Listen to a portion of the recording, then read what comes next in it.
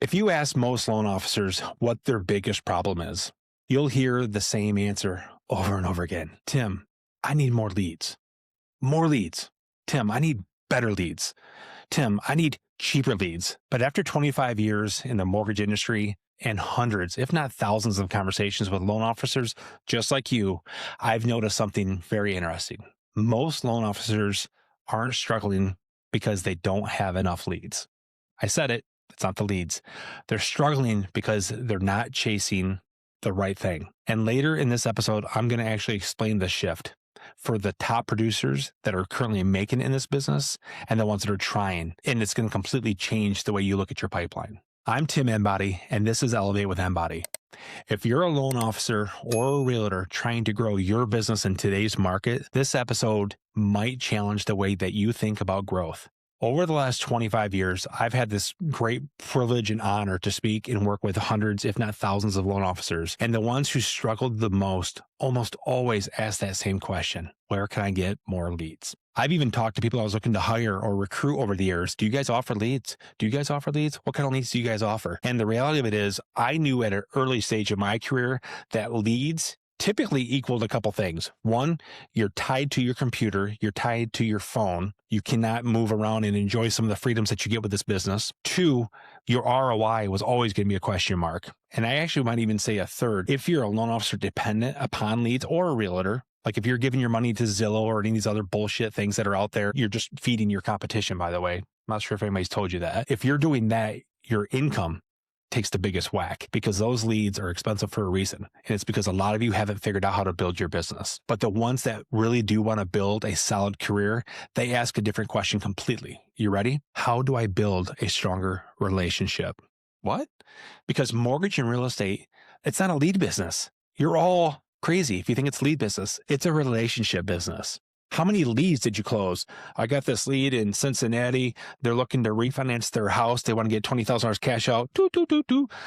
That can be done at the bank, right? But you actually sit there and you're working with that customer and you're putting in the math and you're doing your advisory work and you give them the input of the 2 or 3 best options for them. And as you're going through these conversations, you're building rapport. And through that rapport, you're finding ways to build a relationship, even if it's part of your game plan. I'm not telling you that you have to go have coffee and eat donuts with every client, but I am saying building a relationship is a strategic move. And the reason why the top 1% on both sides of the aisle, real estate and loan officers, are crushing consistently in any market is because they figured it out a long time ago. And the people at the bottom, they're not weak because they're weak. They're weak because they think and they've been fed the lie that leads are how you grow. Or they're working for consumer direct companies that don't want you to have conversations with realtors or other networking partners because they know I can pay you, I don't know, 30 to 50 bips to close this lead that I feed you.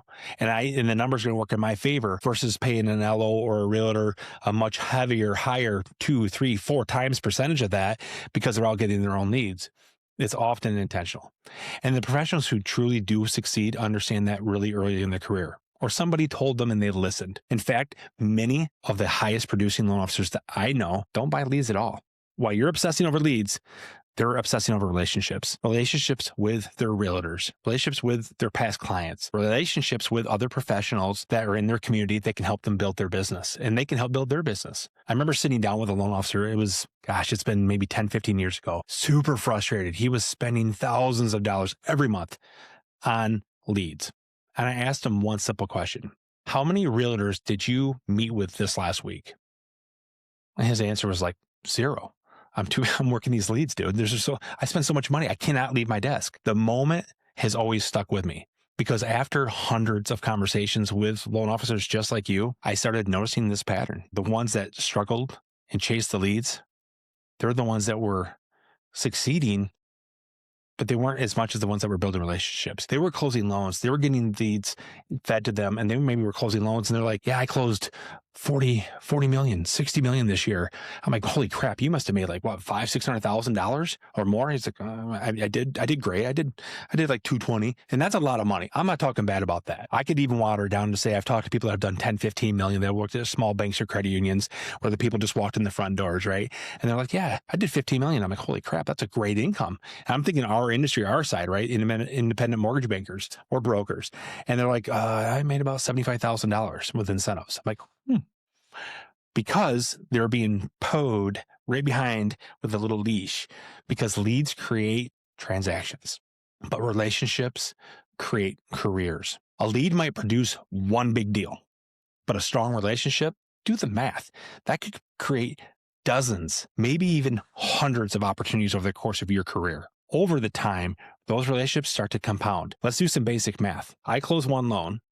That one loan, on average, first-time home buyer buys, refinances a minimum of 3 to 5 times. Some people say 7 times or more. Let's just say 3 to 5. And if I do my job proper and I'm that person, that's 3 to 5 deals. Now, if I did a good job building a relationship and rapport for that one client, guess what? That one client should refer me 3 to 5 people that they know, friends, family, coworkers. Each one of them refers me 3 to 5 new deals, and each one of them do a loan with me 3 to 5 more times. And let's just say your average commission is, $3,000 a deal. Now, if you're a banker or a credit union, you might go, I wish. But if you're an independent mortgage banker or a broker, you get the math. That's math that I want to invest my energy and effort into. Now, let's flip it. You get paid that, let's just say you still get paid $3,000 and that lead comes in, but you have to close 3 of those to make that kind of money. And you're so busy working those leads as they come in, you don't have a chance to work with the leads from yesterday, the day before, the day before, the day before. Those get reshuffled to another loan officer, a call center. That math isn't mathing in your direction. The math will always math for the people buying the leads, but not necessarily you. And you're so busy working leads, even if you're the one buying them, because they're coming at you, you have to commit to a purchase amount of 10, 20, 30, 40, 50 leads, or somebody else will. Or there's a realtor saying, hey, if you want to work with me, you got to pay for half of my Zillow, versus you've been building relationships. You've been networking. You've taken all your past clients and you turn it into a business of building relationships as a realtor or as a loan officer. That is a financial planning move. And let's say that you work with a financial planner, by the way, who did they refer you to? Now that momentum's starting to build, trust is building, and suddenly this business feels way different. Don't you feel it? Because when your business runs on relationships instead of leads, you actually own your business. Now, when you talk to somebody like me or other people out there, you can actually say, I did this, based off yada, yada, yada, and it's all my own business. You don't own the other business. That one's rented. The moment you stop paying for leads, the pipeline stops. But if you have those relationships built, your business you can't retire. You have a book of business that you have to have somebody either buy from you, or you want to bring somebody up as a junior and you want to help them slowly buy you out over the next 10 years because your business spent the last 10, 20 years compounding. In this business, leads are rented. I said it before, I'll say it again. You have relationships, sorry, those are owned. And once you understand that, you stop chasing leads. You start enjoying this business and you start building a business that actually lasts. Until next time, keep elevating your business and your brand.